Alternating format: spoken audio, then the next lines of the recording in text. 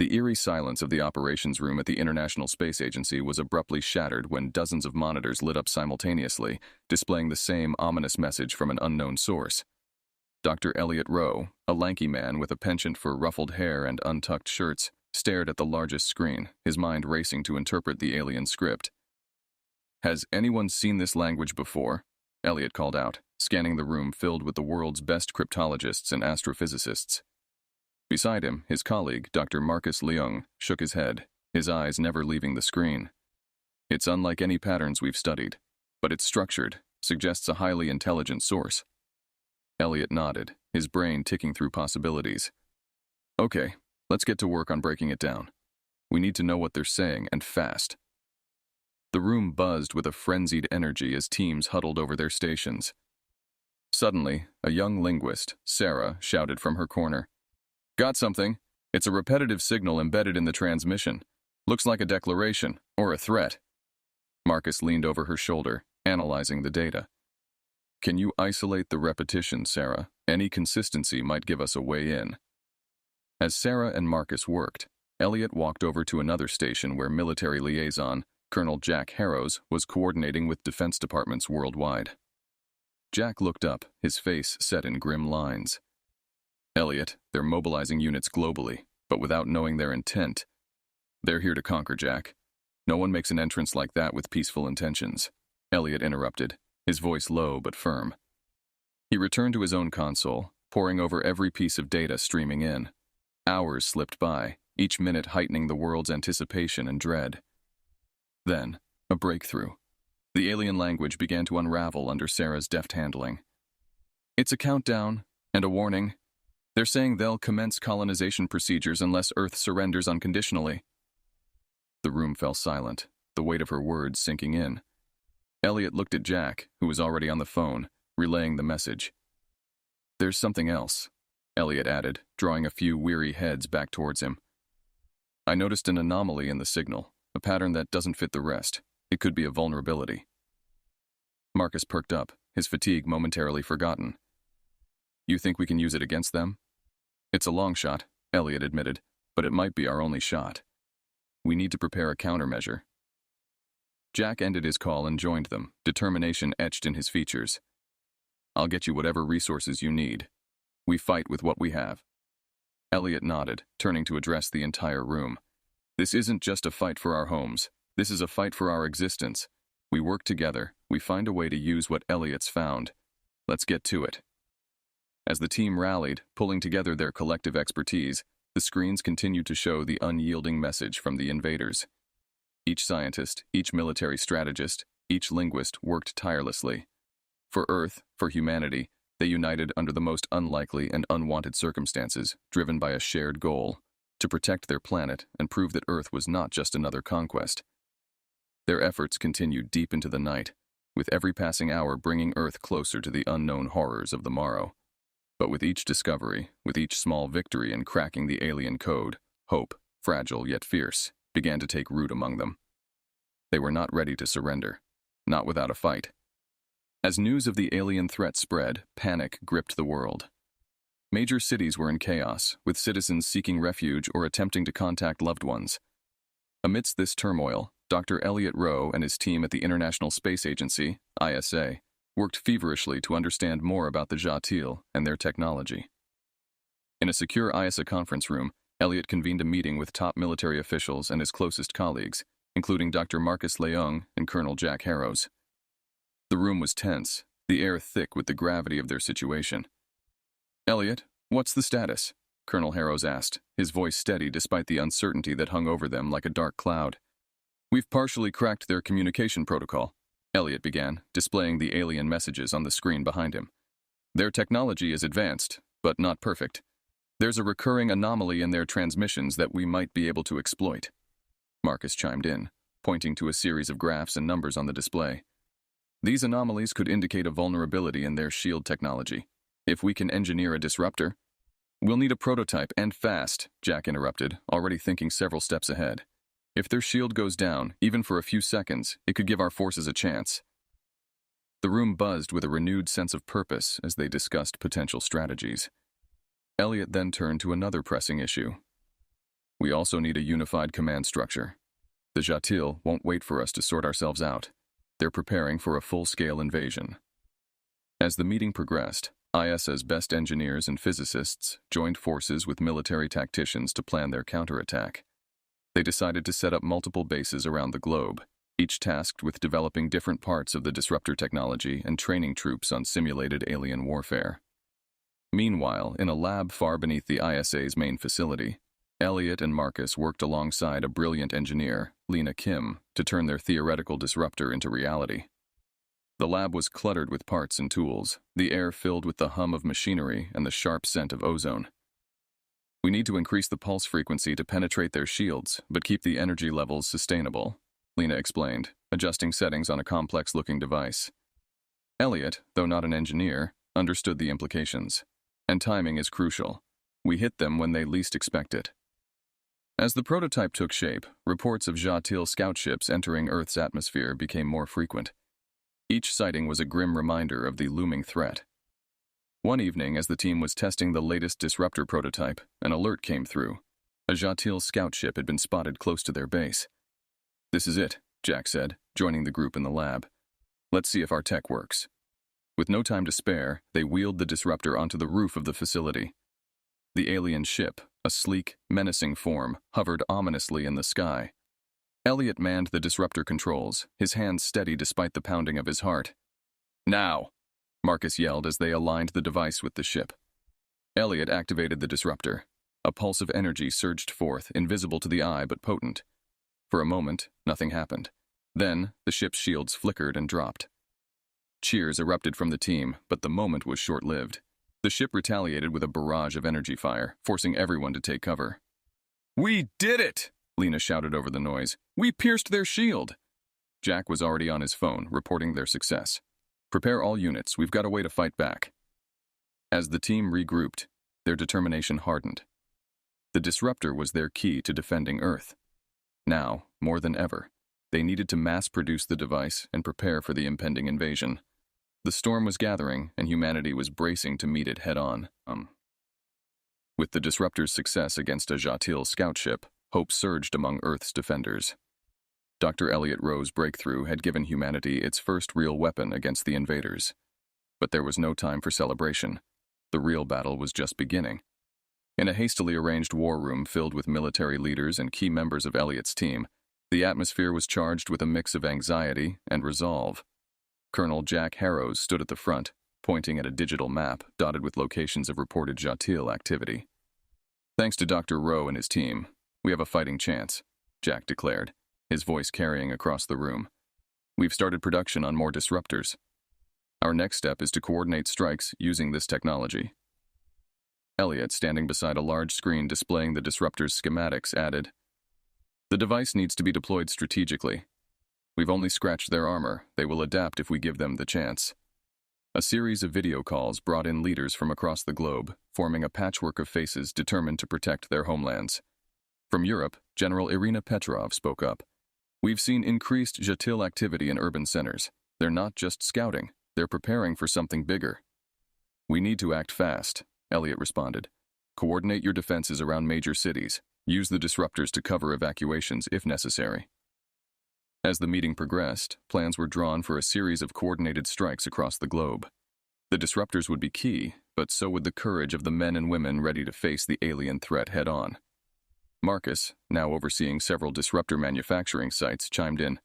"We're ramping up production, but we need more materials, rare metals that aren't easy to come by." Jack turned to a logistics officer.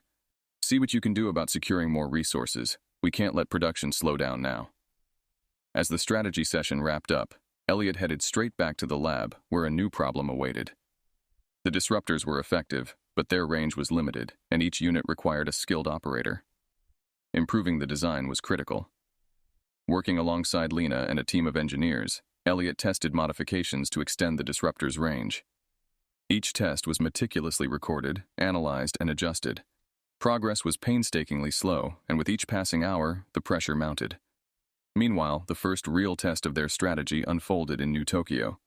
The city had become a flashpoint, with Jatil forces concentrating heavily in the area.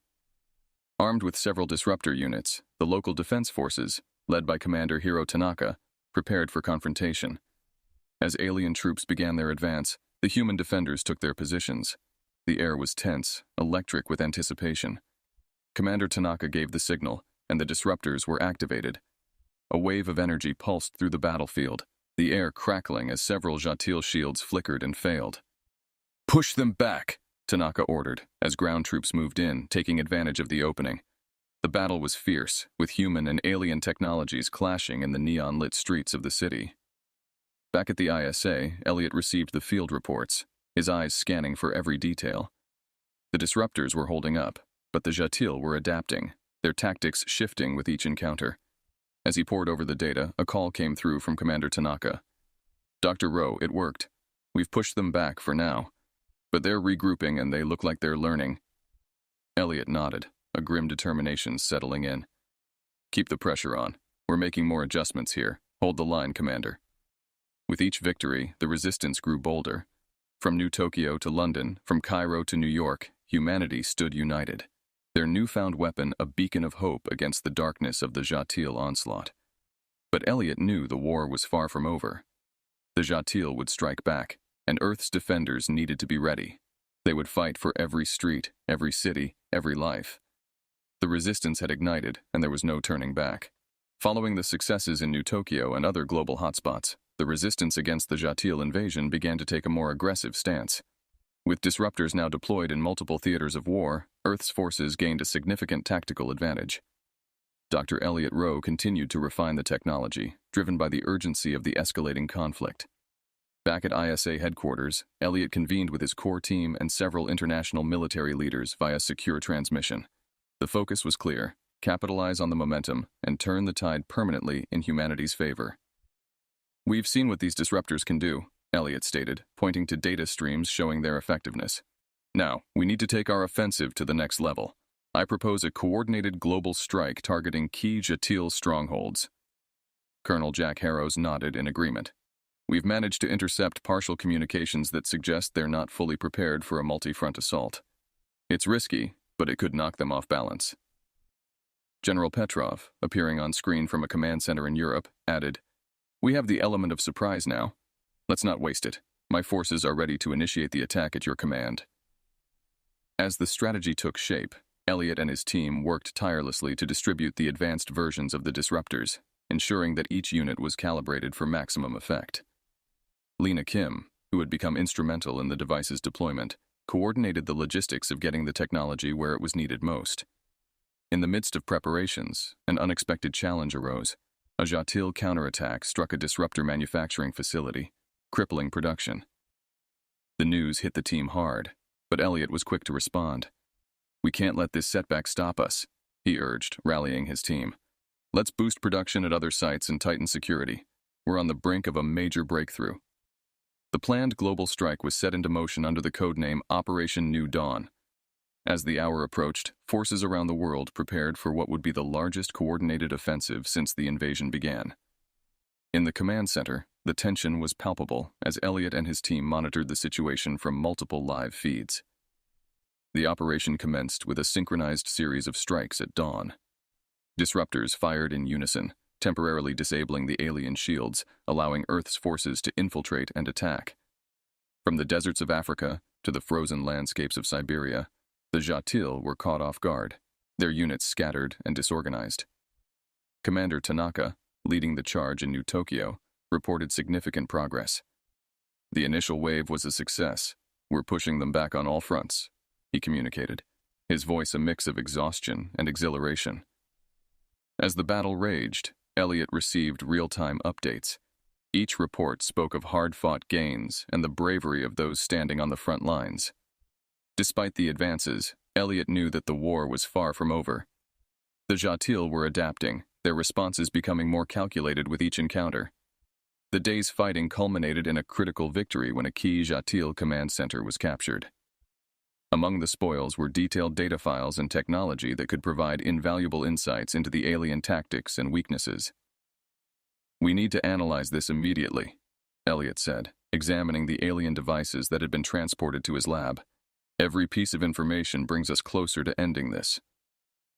As night fell, reports from around the globe confirmed that Operation New Dawn had achieved its primary objectives.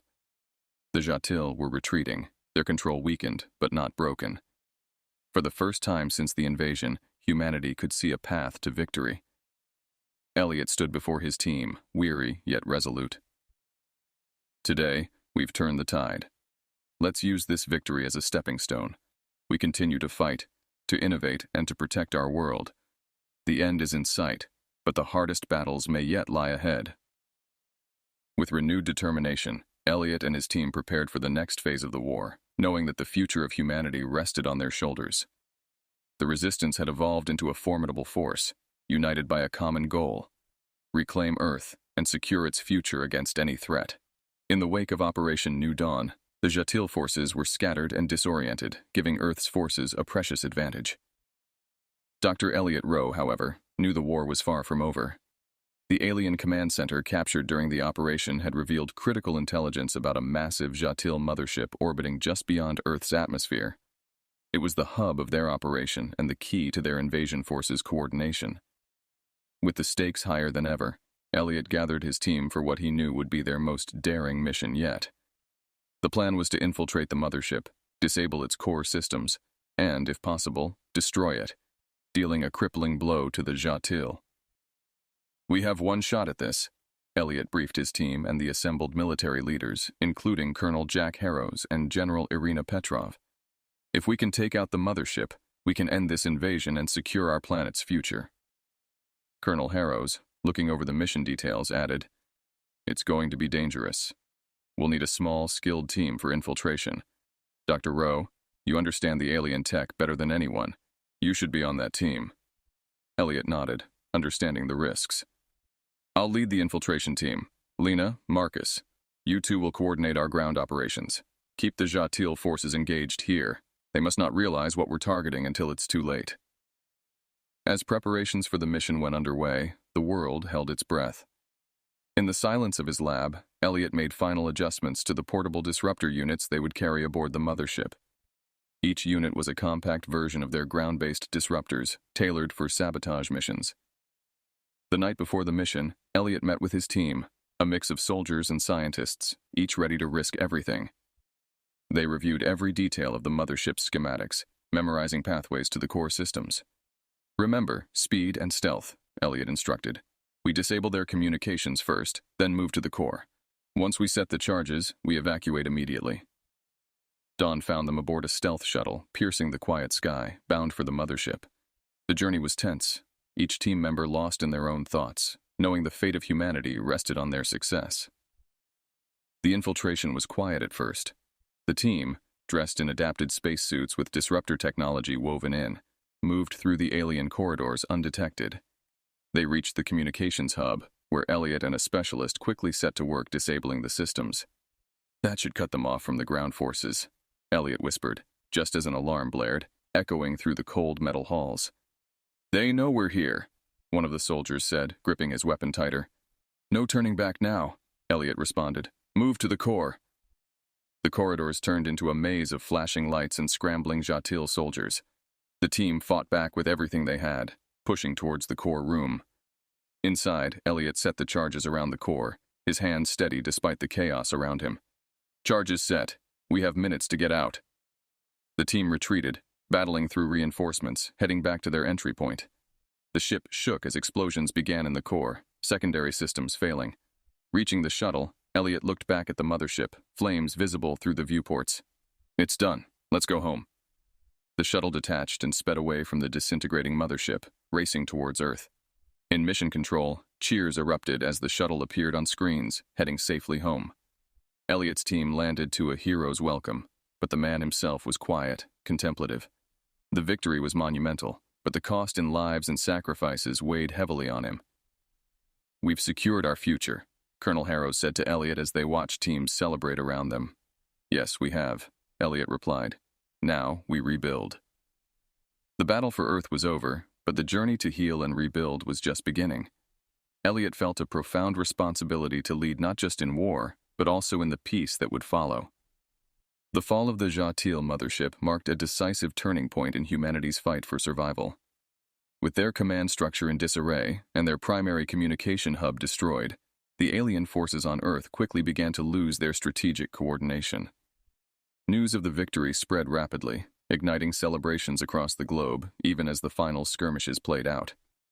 In the aftermath, Earth's governments moved swiftly to capitalize on their newfound advantage. Under the guidance of Dr. Elliot Rowe and other key leaders, a global coalition was formed to oversee the mopping up of remaining Jatil forces and the reconstruction of devastated areas. The coalition also aimed to harness the advanced technologies left behind by the aliens for the benefit of humanity. Colonel Jack Harrows stood beside Elliot at the newly established United Earth Command Center, observing the global operations. "You've given us a fighting chance, Elliot, not just to survive, but to thrive," Jack said, clapping him on the back. Elliot, though visibly tired, managed a small smile. "We've all done it together, Jack. Now comes the hard part, ensuring something like this never happens again." As part of the reconstruction efforts, Elliot proposed the establishment of a new scientific body dedicated to the study and integration of alien technologies with human advancements. His vision was clear: to prepare Earth for any future threats and to ensure that the horrors of war would not be repeated. Meanwhile, cities around the world began to rebuild, their landscapes forever changed. In New York, Paris, Tokyo, and many other cities, monuments were erected not just to celebrate their liberation, but also to honor those who had fallen. The monuments also served as a reminder of the resilience and unity displayed by humanity in its darkest hours. One crisp morning, a special ceremony was held at one of these monuments, attended by world leaders, military personnel, and civilians alike. Elliot was invited to speak, an acknowledgement of his crucial role in the victory. Standing before the crowd, Elliot looked out over the sea of faces, faces filled with hope, sorrow, and determination. He cleared his throat, and his voice carried clearly through the air. "Today, we stand united, not just in celebration of our victory, but in remembrance of the cost at which it came. We fought hard to reclaim our world, and now we must work even harder to protect and nurture it. Let us forge ahead, not just as survivors, but as pioneers of a new era." His words resonated, met with nods of agreement and a round of applause that echoed off the monument. After the ceremony, people lingered, talking about their hopes for the future and the lessons of the past. Elliot spent the next few months traveling, speaking about his vision for a united Earth. Under his influence, new alliances were formed, and old rivalries were set aside as leaders acknowledged the necessity of cooperation. As Earth healed and rebuilt, a new calendar was proposed, marking the day of the mothership's fall as Liberation Day, to be celebrated annually. It was a day of remembrance, of gratitude, and of rededication to the principles that had saved humanity: unity, courage, and innovation. Years later, Elliot stood at the same monument where he had once spoken of unity and the future. The scars of war had faded, replaced by thriving communities and technological advancements. Children played around the monument, their laughter a testament to the peace that had been achieved. Looking up at the sky, now clear and free of alien ships, Elliot felt a profound peace. Humanity had been tested, had come to the brink of extinction, but had emerged stronger and more united than ever.